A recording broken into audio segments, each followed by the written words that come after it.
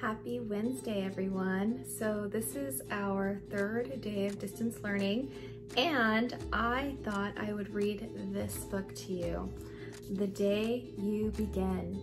And this book is written by Jacqueline Woodson, and it's illustrated by Rafael Lopez. And just a side note, if you hear snoring in the background, I have a 14-year-old pug, and she's sleeping right here. And she snores very loudly. So if you hear like a little bit of snoring, that's my pug. And yeah, she's very old. So pretty much what she does is she eats and she sleeps, and then she eats again. Up there, that was a loud one. And then she sleeps again. So she pretty much just sleeps like all day because she's just always tired. Watch, let's see if you can hear her. Oh. Hear that? That's Lucy. And if she wakes up, then I'll pick her up and show you my pug, but she's very old, but she's very sweet too. The Day You Begin by Jacqueline Woodson, illustrated by Rafael Lopez. The publisher is Nancy Polson Books. There will be times when you walk into a room and there is no one quite like you. Maybe it'll be your skin, your clothes, or the curl of your hair. There will be times when no one understands the way words curl from your mouth, the beautiful language of the country you left behind. My name is Rigoberto. We just moved here from Venezuela. And because they don't understand, the classroom will fill with laughter until the teacher quiets everyone. Rigoberto, from Venezuela, your teacher says so soft and beautifully that your name and homeland sound like flowers blooming in the first bright notes of a song.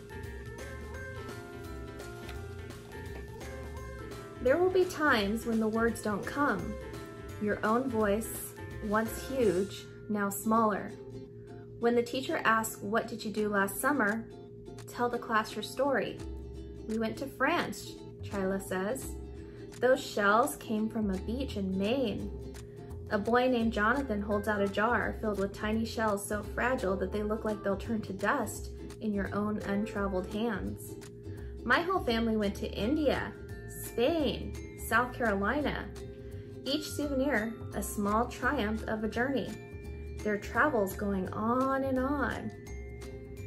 Have you ever had one of those days where somebody says, you know, what they did for summer and everybody went somewhere, and then you're just kind of looking like, I've never been anywhere? As you stand in front of that room, you can only remember how the heat waved as it lifted off the curb, and your days spent at home caring for your little sister, who made you laugh out loud and hugged you hard at nap time. You can only remember the books you kept on reading long after she had fallen to sleep. And in that room, where no one else is quite like you, you look down at your own empty hands and wonder, what good is this when other students are flying and sailing and going somewhere? There will be times when the lunch your mother packed for you is too strange or too unfamiliar for others to love as you do. When even your own friend, Nadia, will wrinkle her nose and say, "What's in there anyway?" And you'll wonder how she doesn't see the rice beneath the meat and kimchi. You'll wonder why she doesn't remember that rice is the most popular food in the world.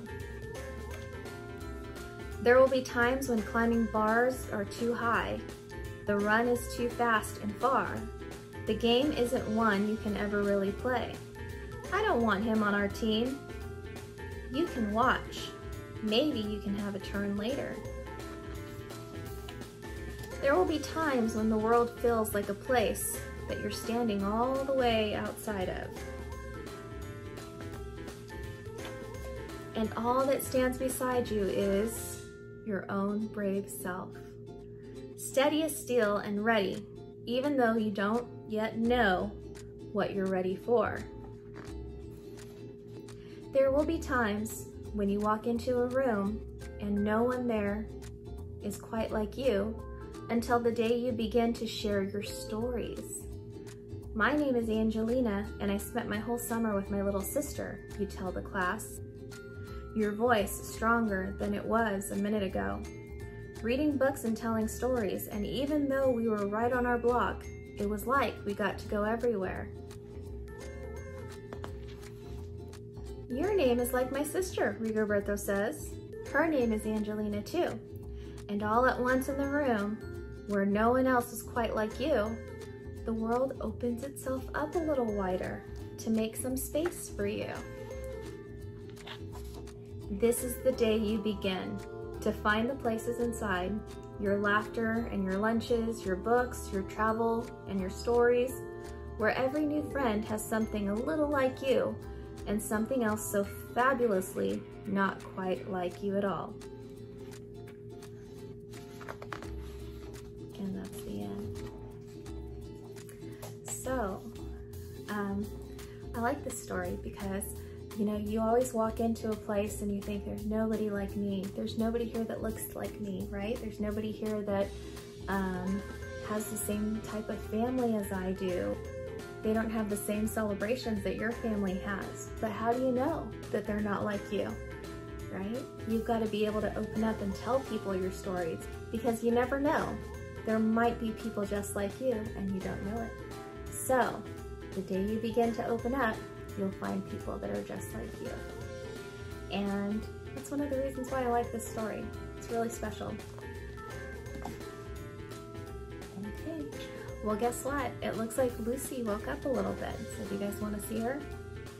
Okay, she doesn't like to be picked up anymore because she's kind of old, but I'll try my best to see if I can get her on here for you. Okay, so this is Lucy. She's very, very old. Okay, I'll try to get her to look up. Lucy? Lucy? Oh, there she is. There she is. So this is my pug, Lucy. And she's losing her hearing and she can see a little bit, but sometimes she bumps into things and you can see her tongue sticks out because it's too long.